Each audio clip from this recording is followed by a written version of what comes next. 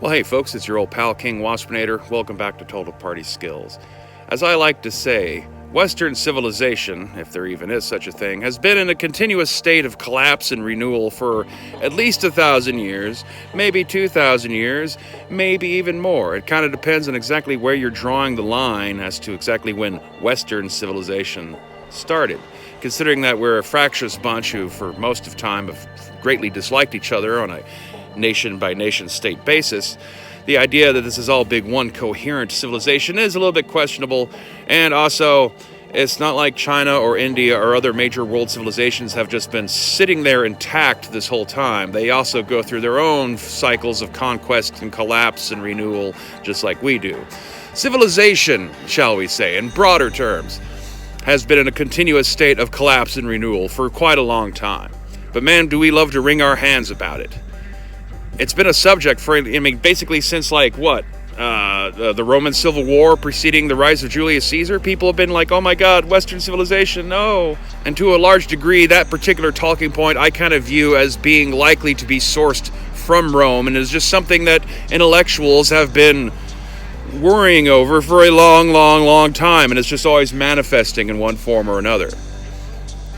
Now, one of the great ironies of the early 21st century so far is that for people that are constantly on the lookout for signs of collapse and always looking for some sort of apocalypse right around the corner, one actually happened, and it sort of kind of passed everyone by without them noticing that that's what that was. Certainly people noticed the events and the events that have unfolded since then, and I'm speaking, of course, of the year 2020. See, modern civilization is propped up primarily by two main things: international trade and intimidation under the threat of military and or police enforcement. Now in 2020, we shut down international trade briefly, and then spent a whole summer undermining the concept of intimidation via threat of police and or military enforcement. That was the soft collapse. It was a soft apocalypse. Since it didn't go off with some sort of big bang, and we don't have mutant humanoids running around out of the sewers and zombies eating everyone's brains, it doesn't seem like the apocalypse, because we've been thinking about a fictionalized, hyper-stylistic, mythic kind of apocalypse. And that's not the world we live in.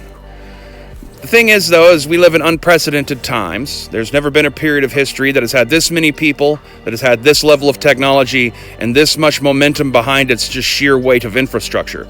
So looking back across history to see how the cycle of history has repeated itself in previous ages might not apply to anything that's going on here, by virtue of the fact that we had a mild collapse and have coasted along another 2 years past that point, 3 years almost, and people are still thinking the collapse is just around the corner and not behind us, thinking that, and then after the collapse, then we'll have the feral age. No, we're already living in that time period of ferality.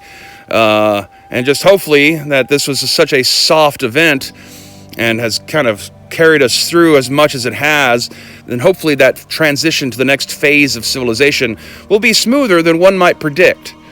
However, we don't know.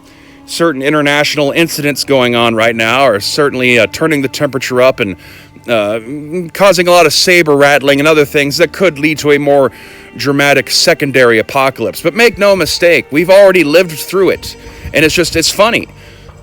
So many different aspects of society and culture have been looking for this world-ending thing, and no one really seemed to recognize that that's what happened, except maybe just a few of us. There is no putting the genie back in this bottle. Pandora's box has been opened. It's already happened. Too many of the talking points, especially in political circles, are always trying to solve yesterday's problems as if we have time machines that we can go back and undo things that have been done. There's very little in the way of solution-oriented, facts on the ground, dealing with life as is kind of thinking. Everyone's wandered way too far off into the reeds when it comes to political theory. Too many people are way too invested in maintaining the appearance that their decision-making and belief structures are correct about things, that they'll never be able to walk themselves back and admit that with the titanic mistakes that were made, let alone do anything to fix them, because, that's the end of their careers, that's the end of their power. Human nature will assert itself in the face of dire consequences. And now thrown into the mix of it, we're at the beginning of a massive political realignment, which might not even ultimately be an alignment. It could just be a massive fracturing of the political factions as they exist right now into smaller, more atomized, niche political science theories. And unfortunately, the things that could quote-unquote fix this problem would require a degree of totalitarianism that absolutely no one would tolerate, at least at first.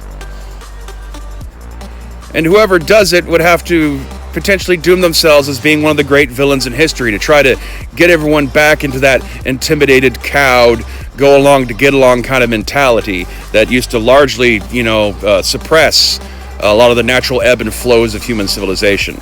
Since the end of World War II, we've tried to keep the world in stasis, holding everything in the position that we like it so that we can continue to manipulate it for both safety and profit. But people are getting tired of it, and neither of the two political parties that dominate my country's conversation are talking about anything that to me seems like practical about how to actually get civilization back on track. Both would be claiming to be doing just that, though. So asking them if I'm right or wrong is kind of pointless. I guess it's all kind of a bit of subjective interpretation whether or not you want to call the year 2020 an apocalypse or not, but we don't need another hero. We don't need to find the way home. All we want is life beyond the Thunderdome. Stay waspinated. In the distant future of 1999, Amazon time barbarians fight to liberate the women of North America against vast armies of trolls and chads under the control of the Rogan Joe. This original tabletop role-playing game is thick with 2 C's. Available now on Amazon.com and DriveThru RPG.